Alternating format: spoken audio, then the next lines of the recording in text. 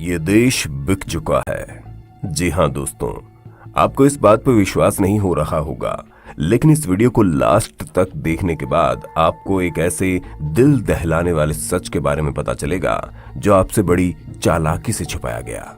मैं देश नहीं बिकने दूंगा। चौकीदार चोर है। ये घोटालों की सरकार है।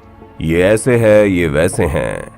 क्या कभी आपने सोचा है कि हमारे देश की राजनेता हमेशा चोरी और घोटालों की बात क्यों करते हैं? उनके लिए ये मुद्दे आखिर क्यों अहम नहीं होते कि देश को विकसित और युवाओं को समृद्ध भी बनाना है? मैं बताता हूं, इसका कारण है राजनीतिक चंदा, डोनेशन। जी हाँ दोस्तों, आज चुनावी समर में ये पार्टियां एक दूसरे पर घोटालों के इल्जाम लगाती है। हर नेता या तो अपनी सफाई देता फिरता है या फिर अपने झूठ को छुपाने के लिए किसी को ढाल बनाता है। कभी देश के जवान तो कभी जनेऊ के, कभी गोत्र। ये नेता इस जनता को इस तरह उलझाने में लगे रहते हैं। इनके द्वारा बनाए गए ये तथाकथित मुद्दे जितने भ्रामक दिखते हैं, उससे कहीं ज्यादा नुकसान इन मुद्दों से देश का होता है, क्योंकि इन सब के पीछे चलता है एक ऐसा खेल जिससे देश की या फिर किसी भी देश की भोली भाली जनता को बेवकूफ बनाकर इस देश का सौदा किया जा सके। नोटबंदी, जीएसटी, राष्ट्रभक्ति के तूफान में हमारे देश की मौजूदा सरकार ने एक ऐसा कानून पारित कर दिया है जिसकी भनक देश के लगभग 99% लोगों को नहीं है।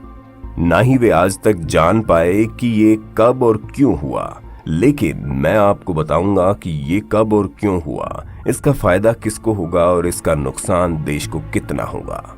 क्या आपने कभी सोचा है कि आम चुनावों में जो पैसा पानी की तरह बहाया जाता है, ये कहां से आता है? खैर, जो बीत गया तो उसे छोड़ ही दीजिए। अब जो चुनाव सर पर हैं, बात उसकी करते हैं। दोस्तों, क्या आपने FCRA यानी फॉरेन कंट्रीब्यूशन रेगुलेशन एक्ट 1976 के बारे में सुना है? क्या आप कुछ भी इसके बारे में जानते हैं?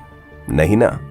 ये पार्टियां आपको जानने भी नहीं देंगी, क्योंकि ये वो कानून है जो अब तक इन पार्टियों पर विदेशी चंदा लेने के लिए नकेल कसे हुआ था। लेकिन 13 मार्च 2018 को इस कानून में संशोधन कर दिया गया है, जिससे कि अब देश की कोई भी पॉलिटिकल पार्टी विदेशी कंपनियों से जितना चाहे उतना पैसा मदद स्वरूप ले सकती है। ये पार्टियां अब किसी भी तरह से बाध्य नहीं होगी कि वे ये साबित करें कि उन्होंने विदेश में बैठी कंपनी से कितना पैसा लिया और इस चंदे को कहां-कहां और कैसे-कैसे खर्च किया। यानी अब विदेश में बैठी कोई अज्ञात कंपनी जितना चाहे उतना पैसा किसी पार्टी पर लगा सकती है और उसे सत्ता में बैठा भी सकती है। ये जानना और समझना बेहद जरूरी है कि आखिर ये कंपनियां इस तरह पैसा क्यों बहाती हैं। जाहिर है, जब ये कंपनी गंजे को कंघी बेच सकती है तो इन राजनीतिक पार्टियों पर इन कंपनियों की मेहरबानी का कोई कारण होगा, और वो कारण है कि किसी भी देश के बाजार को अपनी मुट्ठी में करना।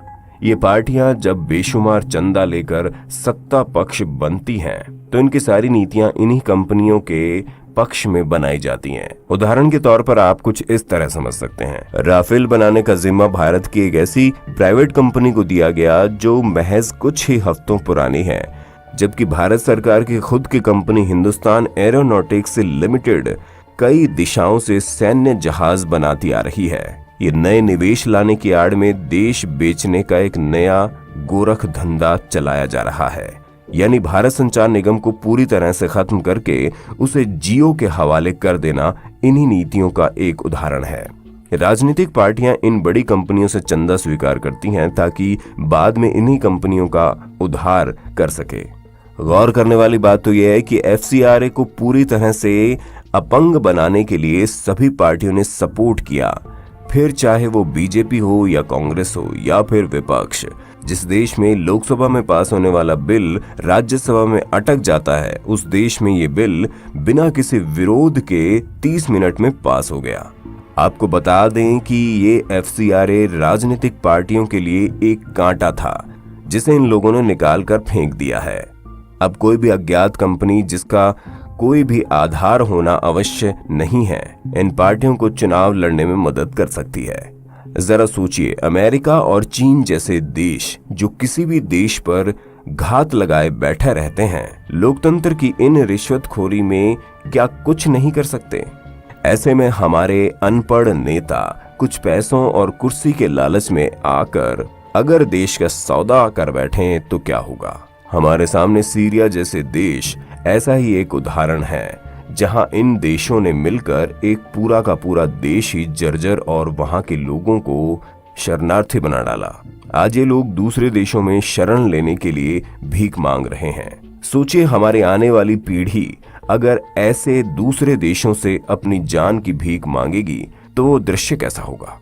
सोचना हमें और आपको ही पड़ेगा, क्योंकि ये नेता तो केवल अपना घर भरने कुर्सी पर बैठे हैं। इसे समय आने पर खाली कर देंगे, फिर एक नया नेता आएगा और ये चक्कर ऐसे ही चलता चला जाएगा और ऐसे ही चलता चला जाएगा। अब ये नेता चाहे तो खुद की एक कंपनी रजिस्टर्ड करके देश का लूटा हुआ पैसा इन्हीं कंपनियों के द्वारा लीगल तरीके से अपने चुनाव प्रचार में खर्च कर सकते हैं और इस देश का कानून इनका कुछ भी नहीं कर सकता। चाइना जैसा देश जो आज दोस्त कम और दुश्मन ज्यादा है, नेताओं के कंधों के सहारे भारत पर चढ़ाई कर सकता है। आज हमारे देश की अर्थव्यवस्था का लगभग आधा हिस्सा चाइना के हाथों में है। ऐसे में क्या गारंटी है कि इस देश के ये महान नेता सत्ता पाने के लालच में चीन से कोई ऐसा सौदा नहीं करेंगे जिससे देश को नुकसान हो जाए? क्योंकि FCRA तो ये लोग पहले ही खत्म कर चुके हैं।